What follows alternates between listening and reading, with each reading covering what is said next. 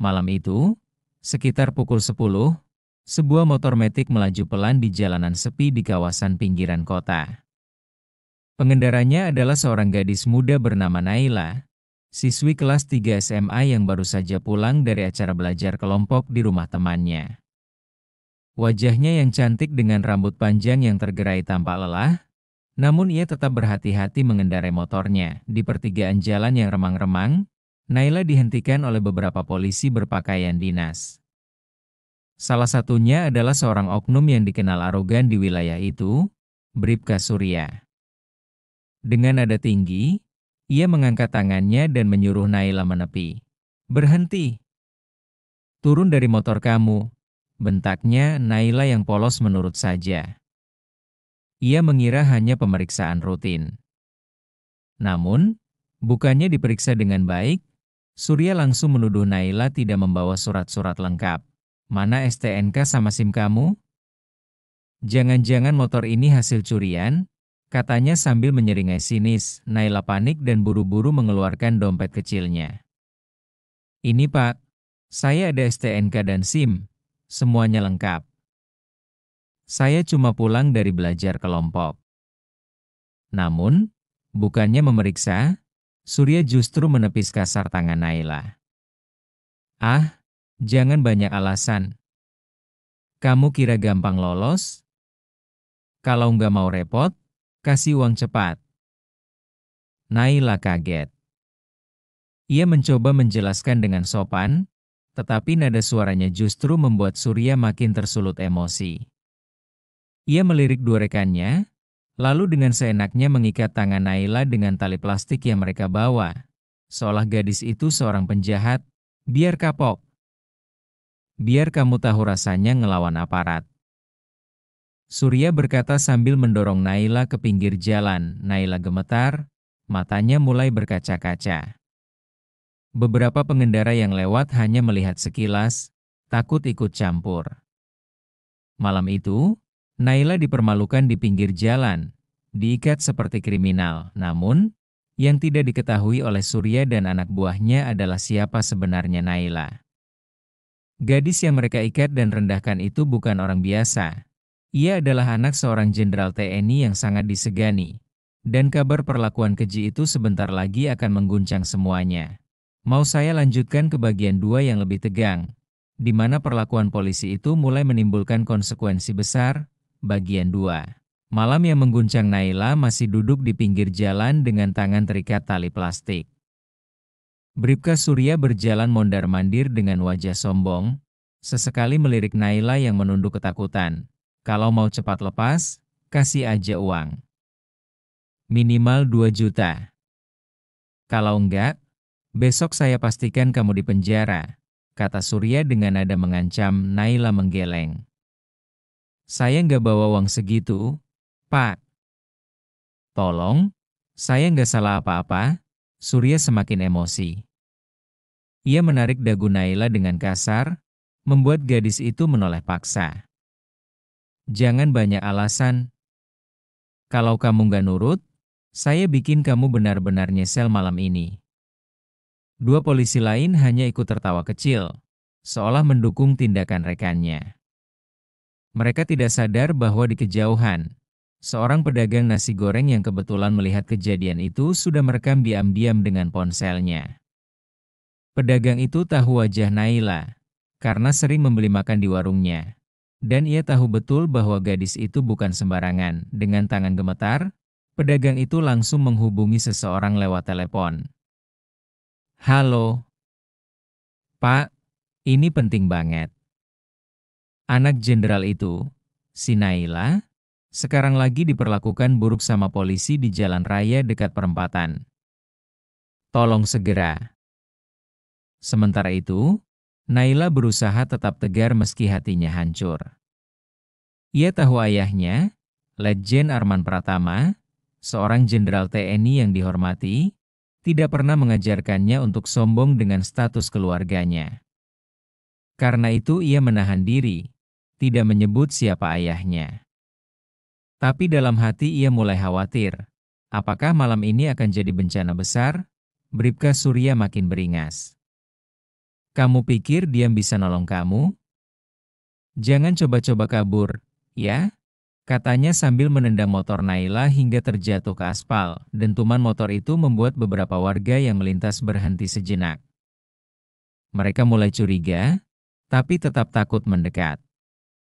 Situasi semakin menegang, namun yang tidak disadari oleh Surya, panggilan dari pedagang nasi goreng itu sudah sampai ke tangan seorang perwira TNI yang sangat dekat dengan keluarga Naila.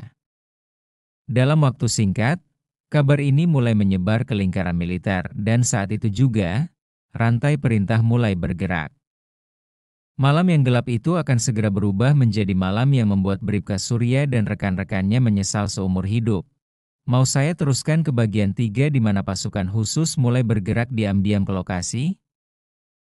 Di sebuah markas TNI yang berjarak sekitar 20 menit dari lokasi kejadian, seorang perwira menengah menerima telepon dengan wajah terkejut. Suaranya meninggi ketika mendengar laporan dari pedagang nasi goreng tadi. Apa? Naila? Anak Pak Jenderal? Katanya sambil berdiri dari kursinya. Tanpa menunggu lama, ia langsung menghubungi pimpinannya. Izin melaporkan, Pak. Anak Letjen Arman diperlakukan kasar oleh oknum polisi di Jalan Perempatan Barat. Situasi genting. Di seberang telepon, suara berat sang pimpinan terdengar tegas, kirim tim ke lokasi. Jangan buat keributan, tapi pastikan anak itu aman. Dan catat baik-baik, siapapun yang mempermalukan keluarga jenderal, harus mempertanggungjawabkan perbuatannya. Beberapa menit kemudian, sebuah mobil taktis berwarna hitam keluar dari markas, tanpa sirene, tanpa sorotan lampu. Di dalamnya, 6 orang prajurit berpakaian sipil namun dengan disiplin ala pasukan khusus, duduk tegak, siap menjalankan perintah. Sementara itu, di pinggir jalan, Bribka Surya masih dengan arogan berdiri di hadapan Naila. Ia menghisap rokoknya sambil berkata, kalau sampai malam ini kamu nggak nurut, kamu bakal saya bawa ke kantor. Di sana lebih parah, tahu. Naila menggertakkan giginya, berusaha menahan air mata. Ia masih belum mengungkapkan siapa dirinya, karena yakin kebenaran pasti akan terungkap. Tapi dalam hatinya, ia mulai berdoa agar seseorang datang menolong. 2 rekan Surya mulai gelisah. Salah satunya berbisik, Bang, kita nggak keterlaluan, kan? Kayaknya cewek ini nggak salah apa-apa, namun Surya menepis keraguan itu. Diam aja. Kalau mau cari aman, ikut saya. Nggak usah sok suci. Tak lama kemudian, dari arah jalan gelap, 2 mobil hitam berhenti sekitar 100 meter dari lokasi. Lampunya dimatikan, dan beberapa sosok turun dengan sigap.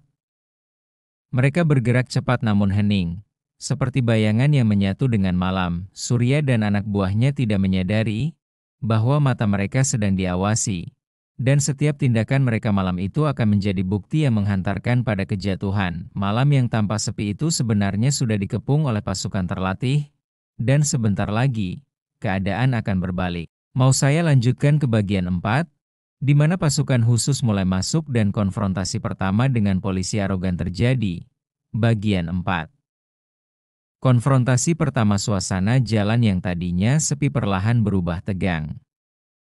Dari kejauhan, terdengar suara langkah sepatu yang teratur, bukan langkah biasa, melainkan langkah yang terlatih, penuh disiplin. Bribka Surya yang sedang asyik merokok tiba-tiba merasa ada yang aneh.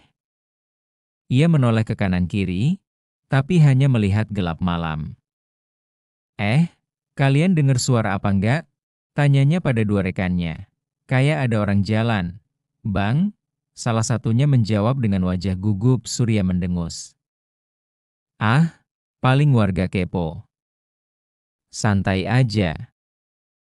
Namun, tiba-tiba dari balik bayangan pepohonan, muncul 3 pria berbadan tegap, berpakaian sipil rapi, tapi aura kewibawaannya jelas berbeda. Gerakan mereka tenang, mata mereka tajam. Salah satunya berjalan mendekat, sambil memperlihatkan sebuah kartu identitas militer. Selamat malam. Apa alasan kalian mengikat gadis ini? Suaranya tenang tapi penuh wibawa. Surya mendengus sombong.